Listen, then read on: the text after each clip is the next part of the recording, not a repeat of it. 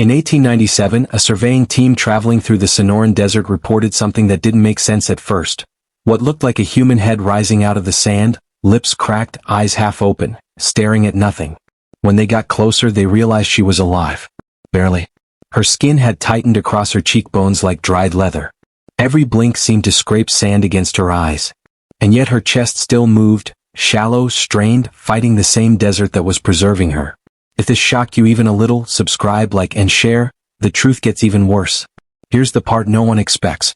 What they discovered that day wasn't just a random act of cruelty. It was the remains of an ancient desert ritual practiced by certain southwestern tribes. A ritual that used the sun, the sand, and the heat itself as instruments, not of torture but of judgment, purification, and in rare cases, voluntary atonement. And the girl wasn't the first. Most people hear Native American ritual and think of dances, offerings, fires, and legends. Almost no one knows about the desert binding practice, a method designed to keep a person fully conscious while the sun slowly pulled the life and the moisture out of their body. Not instantly, not painlessly, but with a clarity that tribal elders believed forced the condemned to face their truth fully, without escape or shadow. Before we go further, let me make something absolutely clear. This is not about portraying Native communities as brutal or savage. These were structured judicial systems, guided by spiritual beliefs, community laws, and a worldview completely different from ours. Some who faced this ritual chose it. Others were offered alternatives. And some, according to accounts, sang through their final hours. But if you want to understand why this ritual existed at all, you have to understand the desert first. Because the Sonoran Desert doesn't just kill. It transforms. Extreme heat. Humidity near zero. Mineral-rich sand that absorbs moisture faster than most fabrics today. It's why travelers' bodies sometimes remained recognizable months later. Skin darkened, hardened, preserved. That natural mummification is slow. But what this ritual used was something more intentional, more controlled. It began with a shallow pit, never more than 3 feet deep. Chosen ground mattered. They avoided soft sand and looked instead for the pale, powder-fine mineral sand certain regions were known for. This sand acted like a sponge on the human body. Once the pit was prepared, the condemned would be lowered in, standing upright, arms at their sides. Then the sand was packed around their legs, hips, ribs. Firm. Compressed. Unyielding. Only the head was left above ground. Face exposed. Eyes forced toward the sun. The tribe would leave before the heat peaked. Their belief was simple. If the desert accepted them, it would happen quickly. If it rejected them, they would linger. Modern researchers from the early 2000s studied several preserved remains believed to be linked to this practice. One case showed clear signs of active dehydration while the heart was still beating, a physiological state most doctors said should be medically impossible to survive for as long as she did. Here's what the desert does next. Hour 1 to 6. The skin begins drying instantly. The victim remains alert, able to speak, shout, or pray. Some historical accounts describe them calling out to ancestors or reciting confession chants. Hour 12 to 24. The lips split. The tongue swells. The throat narrows. Despite this, consciousness almost always remains. Witness accounts, rare but documented, describe victims blinking or trying to lick moisture from their lips as late as the second night. Day 2 to 3. The body begins pulling water from deeper tissues. Muscle, organs, even bone marrow. This is when hallucinations start. Some report seeing glowing figures. Some see animals. Some see nothing but white. And yet, somehow, many remain aware enough to attempt swallowing, meaning their bodies still believe water might save them. This ritual wasn't simply execution. It was confrontation. Exposure. A belief that the desert itself judged truth. And the girl they found in 1897? Her case was different. Because unlike many others, she didn't go into the sand as punishment. But that's part of a secret I'll reveal in the next section of your story.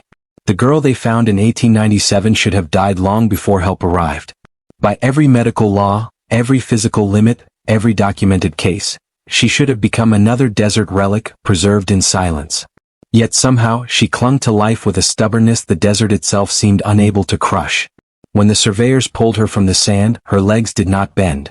Her skin made a faint crackling sound as it moved, as if it had already transitioned from flesh to parchment. They carried her to the shade of a boulder where her eyes fluttered open, not in panic, not in confusion, but as if waking from a long, deliberate sleep. She whispered a word. A single syllable. One the men could not understand. Later, a linguist would identify it as Yatai, an ancestral term meaning, I am chosen. But chosen for what? That question followed her long after she was rescued. The medics at Fort Lowell recorded the impossible. Her heartbeat was present, but faint. Her core temperature was dangerously high. Her throat lining had partially detached from dehydration. Her skin moisture measured lower than anything seen in a living person. One doctor wrote in his report, "The patient is not merely dehydrated. She is being preserved." For 2 days she drifted in and out of consciousness, muttering fragments of words. Sometimes she murmured to someone who wasn't there. Other times she reached upward with trembling fingers, as if feeling for the desert sun even through the cloth canopy above her. On the 3rd day she woke fully. And when she did, she asked a question that froze the room. Did the desert let me keep my shadow? The nurse glanced around, unsure whether to answer. The girl spoke again, voice hoarse but steady. If my shadow stayed, then I may return. The staff chalked it up to trauma, delirium, anything that made sense.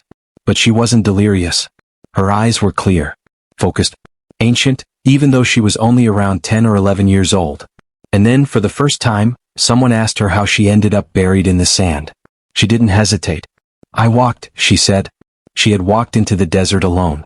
At first, the officers didn't believe her. They assumed she was covering for a crime committed against her. But every detail she gave matched known paths, seasonal wind shifts and water holes. She described places no child should have known. Over the next week, fragments of her story came out, not in a single confession, but in scattered observations, whispered in the night or muttered during treatment. She spoke of elders, of a council, of a ritual she called the sun's judging.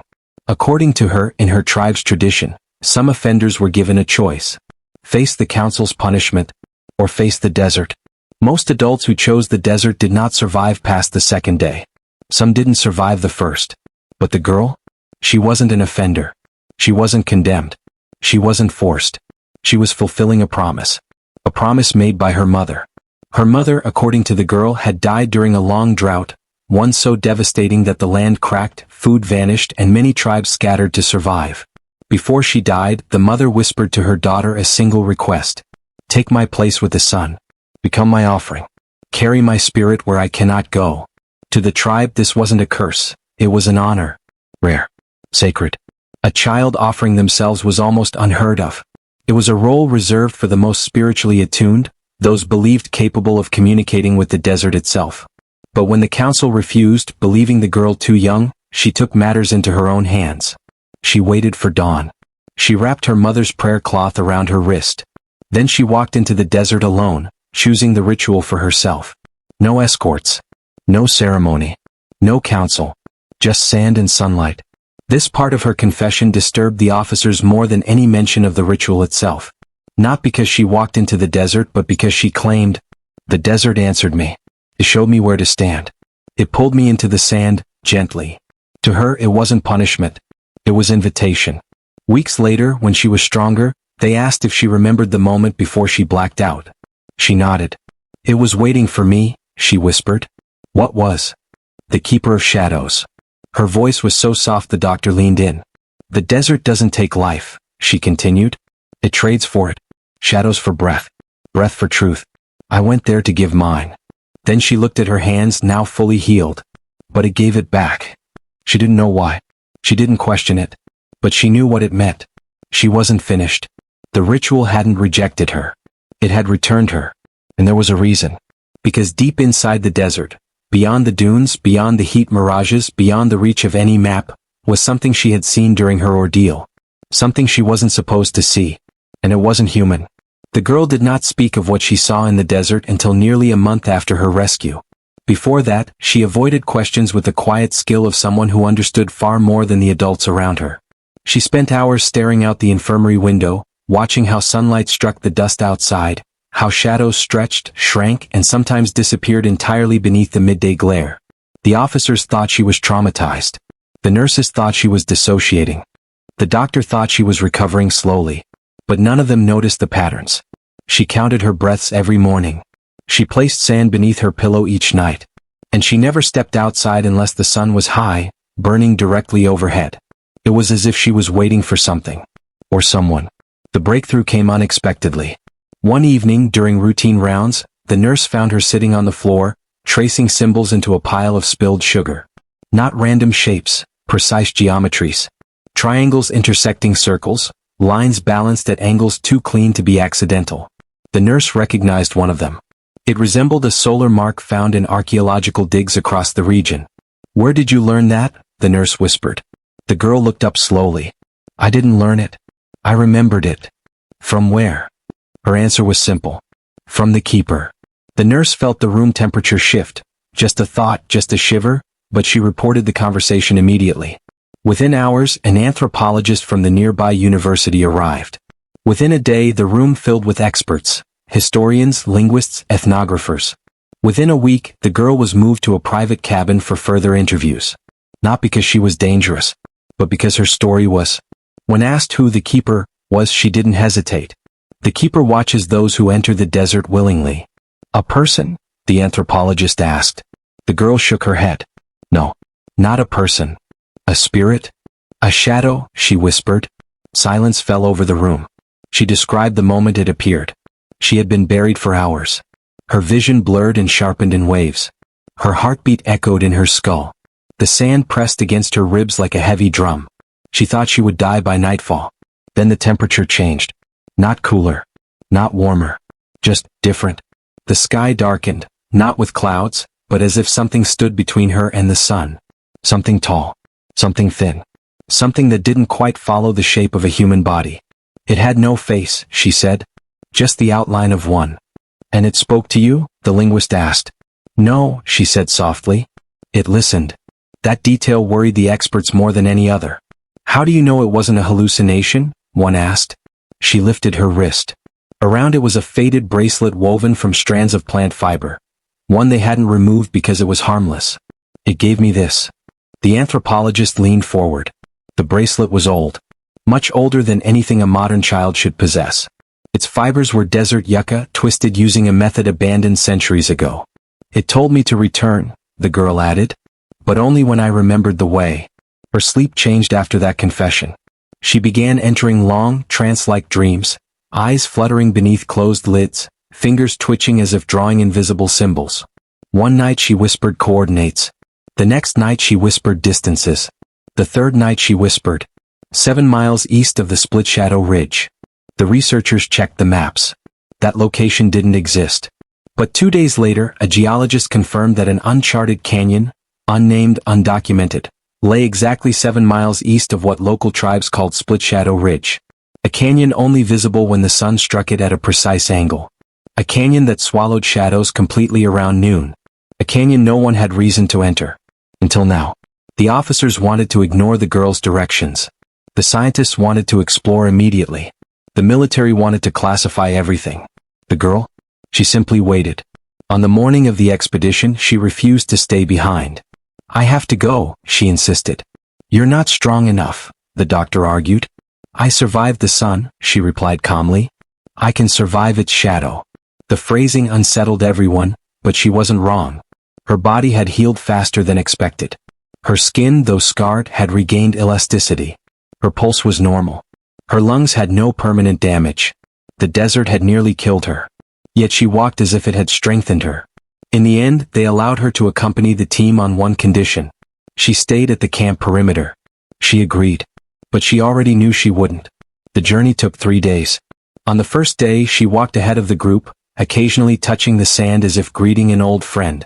On the second day, she began humming. Not a song, more like a pattern. Rhythmic, measured, echoing a cadence the desert seemed to recognize. The winds shifted with her voice.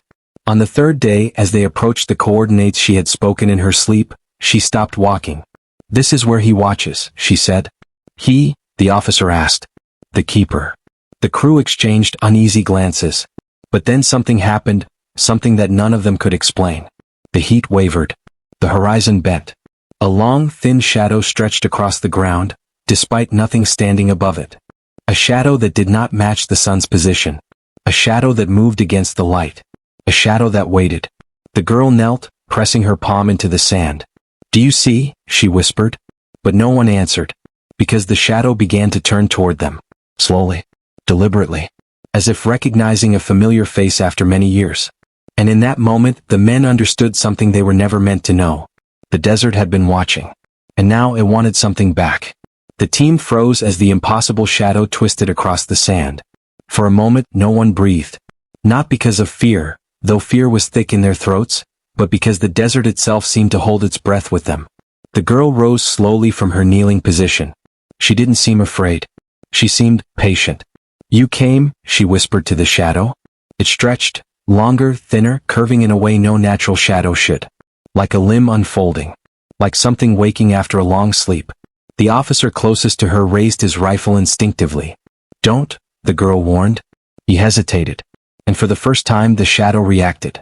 It trembled, almost imperceptibly, and then recoiled, shrinking into a narrow streak on the sand.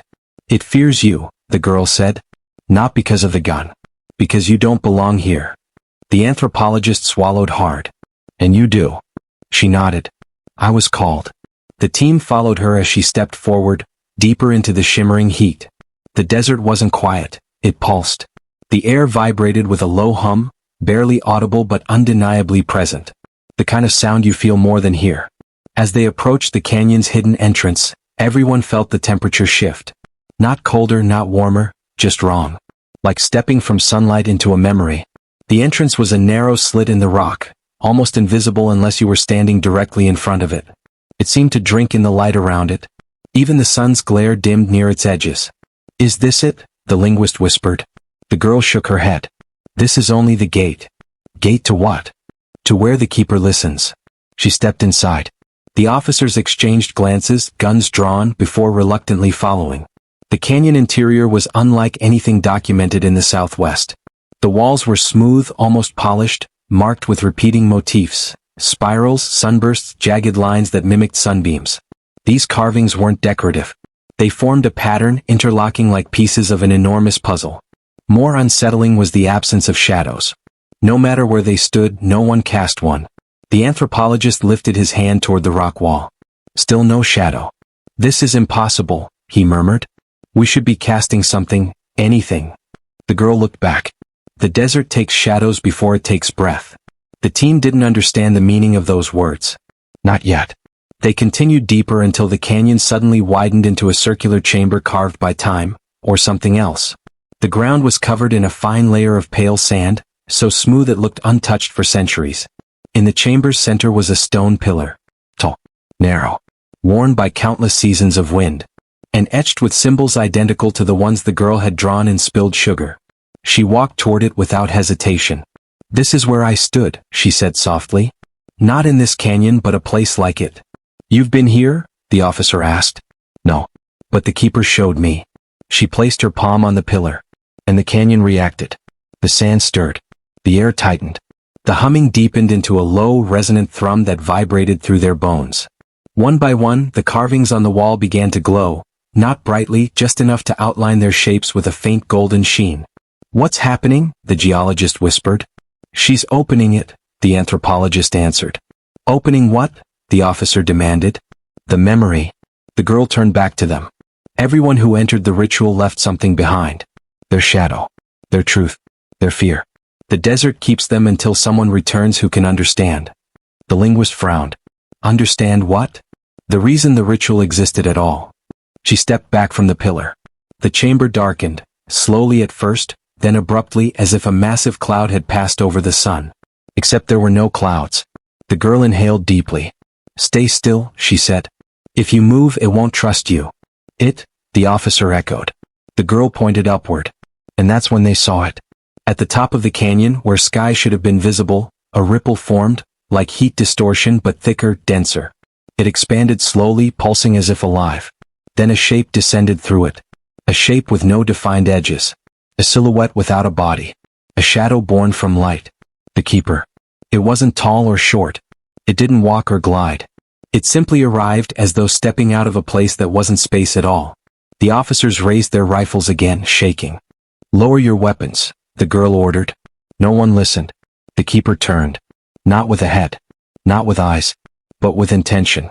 Every rifle jammed simultaneously. Metal clicked. Bolts locked. A wave of heat surged through the chamber, followed by a silence so complete it felt suffocating. The officers froze. Their fear wasn't physical, it was primal. The kind that lives in the spine. The keeper drifted closer to the girl. And then, it bowed. She bowed her head slightly in return. "It remembers me," she whispered. "Remembers you how?" the anthropologist asked, voice cracking. The girl looked at him, eyes dark, steady, older than a child should ever be. "It was the one who pulled me into the sand," she said. "It was the one who judged me. And it's the one who returned me." "Returned you for what?" She placed her hand over her heart. "For the truth it hid from my tribe. For the truth buried deeper than bones. For the truth even the desert fears." She stepped toward the keeper. "And today, we uncover it." The shadow swelled, stretching across the chamber, preparing to reveal the memory sealed inside the stone. What came next would rewrite everything the team thought they understood about the ritual. About sacrifice. About survival. About the desert itself. Because the ritual was never meant to kill.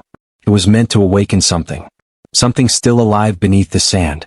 The keeper's shadow expanded, stretching across the chamber floor until it encircled them all. No one dared move.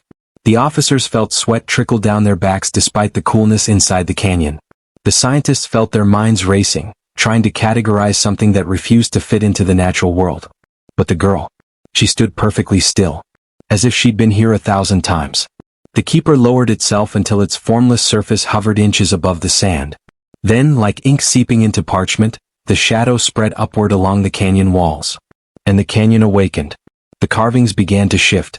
Not glow. Not vibrate. The symbols rearranged themselves, spirals unfurling, sunbursts splitting, lines bending until they formed an enormous mural, so large it took up the entire circumference of the chamber. "Are you seeing this?" the linguist whispered, awe strangling his voice. The anthropologist nodded, eyes wide. "These aren't just symbols. They're a map."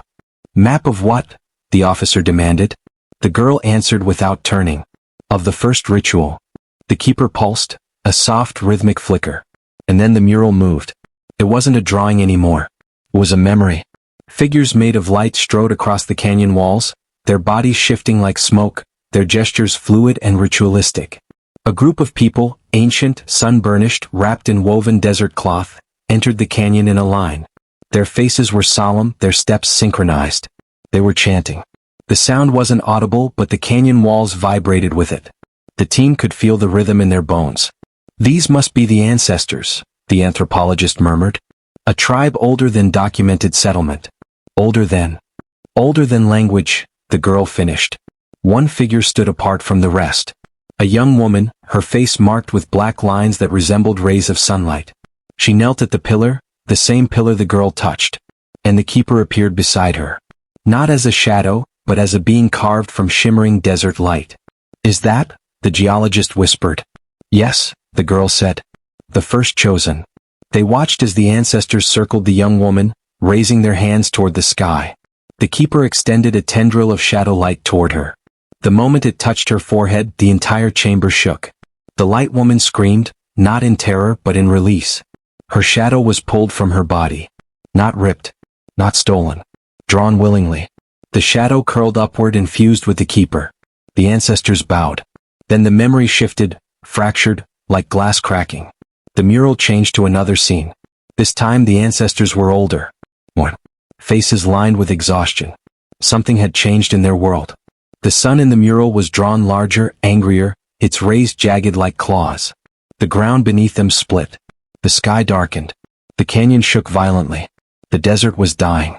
The keeper appeared again, but it was different now. Darker. Thicker. Heavier. As if burdened. "They used it," the linguist whispered. "To control something? To survive," the girl corrected. "Because the desert wasn't simply a place. It was alive. And it was starving." The memory shifted again. A young woman, another chosen, was dragged into the canyon, not willingly like the first. She screamed, fighting the elders. Her shadow was torn from her body. The keeper absorbed it. But something went wrong this time. The keeper recoiled. It flickered. It convulsed. The canyon walls and the mural cracked open as if something beneath the earth had been awakened prematurely. The ancestors panicked. Some fled. Some prayed. Some fell to their knees and begged. The girl watching this memory placed a hand on her chest. "This is the truth they hid," she whispered. The ritual wasn't just a gift. It was a sacrifice for balance, between the living world and what sleeps beneath it. What sleeps beneath it? The officer echoed, stepping back instinctively. The girl turned, eyes dark and calm. The desert isn't empty. It has a heart. The chamber trembled at her words. Sand sifted down from the ceiling in thin streams. The officers stepped closer to the girl, instinctively protective despite their fear. What exactly is the keeper? The anthropologist asked, voice low. It's the guardian of the threshold, she said.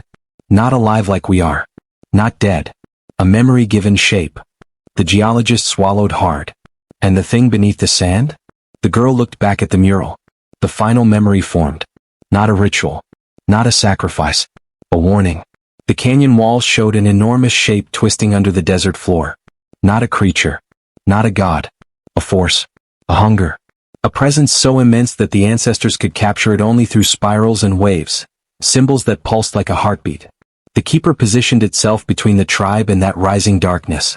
Then everything went black. Literally. The mural faded. The glow died. The shadow of the keeper snapped inward like it had inhaled too sharply. The canyon went silent. No one moved. The girl stepped forward, placing her palm on the pillar once again. The ritual failed once, she said. When they forced someone who wasn't chosen. The anthropologist felt his stomach drop. And you? She nodded. I wasn't forced. The officer stiffened. So you're the chosen? One asked. No, she said softly. The keeper drifted behind her. I'm the correction. The floor rumbled. The sand at the chamber's center began to sink. Slowly at first, then faster, spiraling downward like water draining from a basin. The officer shouted, grabbing her arm. What's happening? The girl looked down at the widening vortex of sand. It's waking up. She met the officer's eyes. And we don't have much time. The sand spiraled downward faster now, forming a widening whirlpool at the center of the chamber. The ground trembled with a slow, rhythmic thud, like a heartbeat buried beneath miles of earth. Every vibration rattled the equipment, shook dust from the walls, and sent a cold ripple of dread through the team. The officer still held the girl's arm, but she gently pulled free. You need to let me finish, she said. Finish what? He snapped. You said the ritual failed once. You said you're the correction. What does that mean? The girl didn't answer him. She stepped toward the vortex. The keeper followed in silence, its shape stretching long and thin, as if resisting being pulled toward the center. Every time the ground shook, its form flickered like a dying flame. The linguist raised a shaking hand toward the mural. The last memory, the thing beneath the desert, what exactly is it? The girl didn't turn back. It's what the ancestors called a roten, she said. The sleeper. The anthropologist swallowed hard. That's not a word from any known dialect. It isn't, she agreed. It's older than language. Older than tribes. Older than the desert itself. She looked up at the canyon ceiling, where faint cracks began to widen, letting in thin beams of blinding sunlight.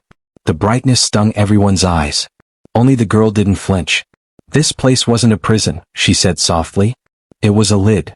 The officer stepped back instinctively.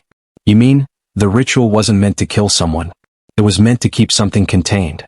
The girl nodded. The desert sun didn't cook victims alive by accident, she said. It was part of the mechanism. The sun is the seal. The keeper is the guard. And you? The geologist asked, voice barely above a whisper. The girl finally looked at them. My shadow was taken before I was born. Silence fell like a stone. She continued calmly, as if reciting a truth she had carried her entire life. I was born without one. That's why my parents hid me. That's why the elders watched me. That's why my tribe called me a sign. The linguist stepped closer, eyes sharp. That's why the keeper won't harm you. She nodded. And why the desert follows me.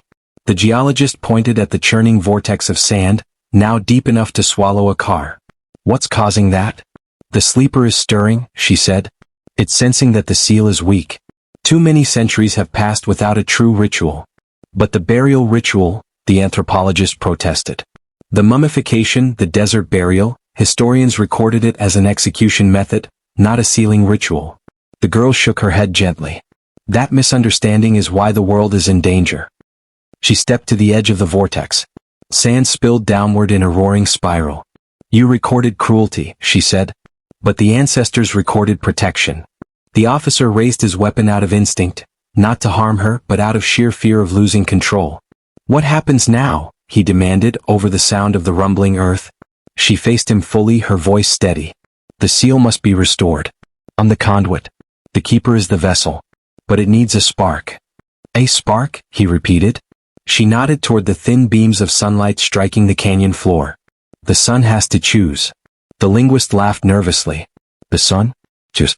What does that even mean? You'll see, she said. And then it happened. The cracks in the ceiling widened, and a massive shaft of sunlight burst into the chamber with blinding force.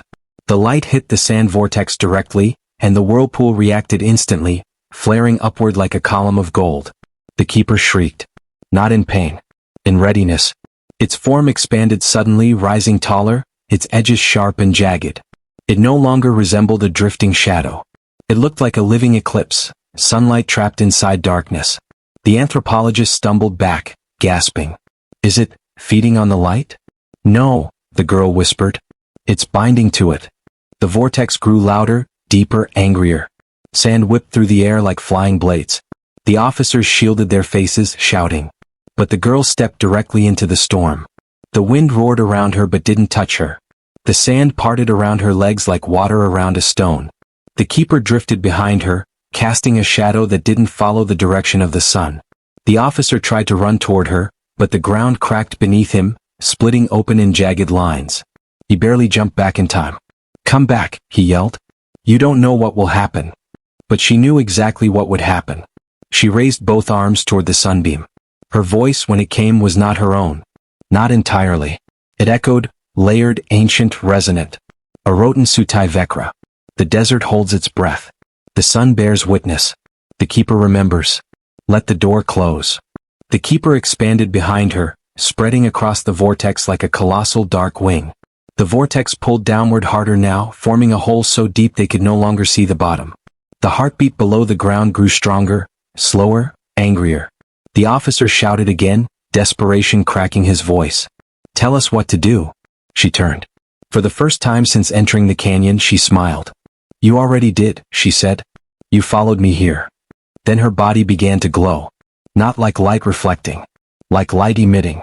It poured from her eyes, from her fingertips, from the outline of her skin. The keeper wrapped around her, absorbing the brightness, funneling it downward into the vortex. The geologist fell to his knees. My God, she's the catalyst. No, the anthropologist whispered. She's the sacrifice. The chamber began to collapse, rocks falling, walls shaking. The sunbeam intensified until it looked like molten gold pouring from the sky. The girl's voice echoed one last time.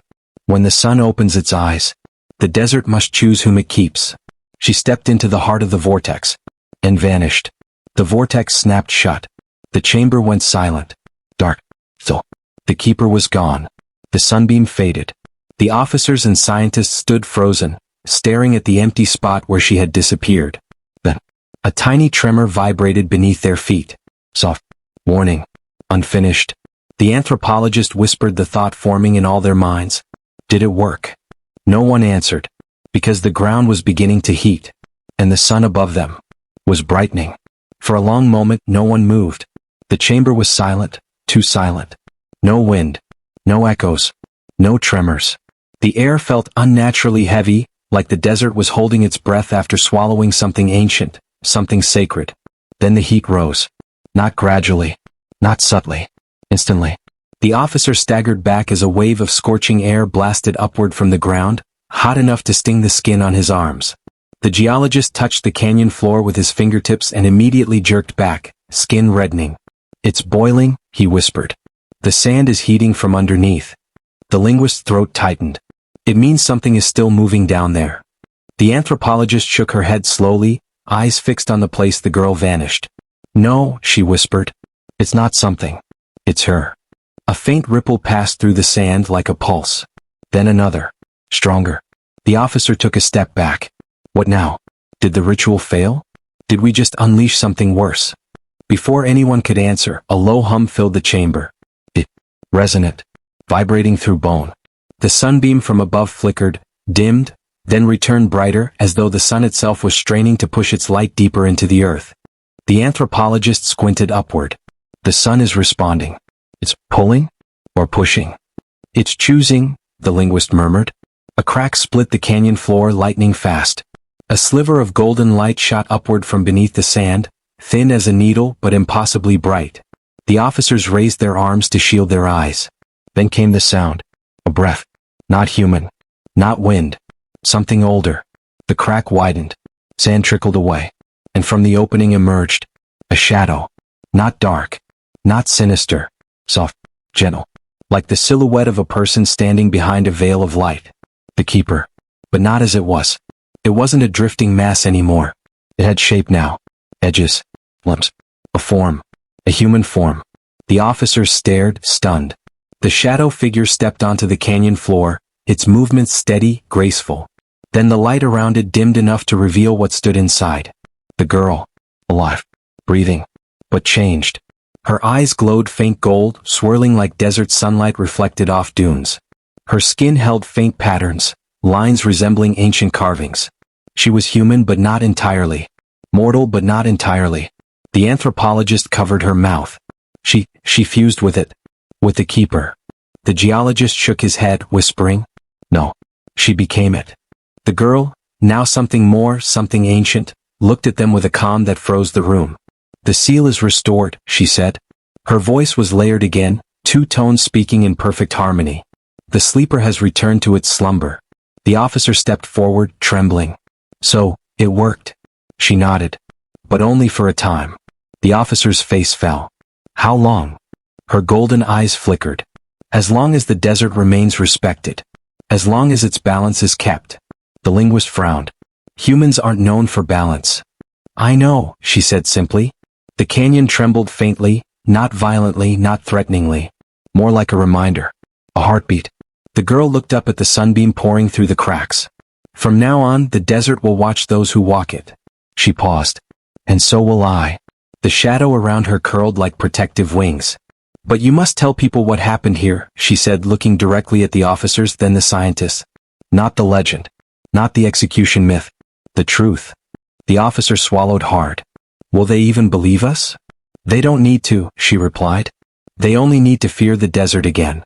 The geologist stepped closer, voice shaking. "What happens if the seal weakens again?" The girl turned her glowing eyes toward him, and the entire canyon dimmed a shade as if listening. "Then the sun will call for another." Another tremor, soft, final, rippled beneath them. The girl stepped backward, merging with the shadow. The keeper wrapped around her like a cloak. She began to sink, not falling, not slipping, descending slowly into the sand as if returning home. "You won't see me again," she said, her form fading. "Not unless the desert decides you should."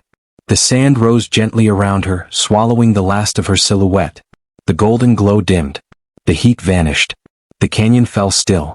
The officers, scientists, and researchers stood in stunned silence, trying to comprehend what they had witnessed. Then the linguist exhaled shakily. "We can't tell anyone this." "Someone will," the anthropologist said. "Stories like this always find a way out." The officer looked directly into the abandoned vortex. "You think anyone will believe a story this insane?" The linguist managed a broken laugh. "Believe? Maybe not." He looked around the shattered chamber. "But they'll listen. And this is where you, the viewer, come in. Because the truth is simple. Some parts of history were buried for a reason. Some rituals were forgotten on purpose. Some seals were never meant to break. But now you know. And if you want to see what else was hidden, what else was misinterpreted, silenced, or erased, then you need to subscribe right now. Because next week, we're opening a case so disturbing, so deeply buried in American archaeology, that entire university departments tried to destroy the records. And it all starts with a body found in a cave. One that shouldn't have been able to breathe. Hit subscribe. Turn on notifications. And don't walk into the desert alone. The sun remembers, and so does she.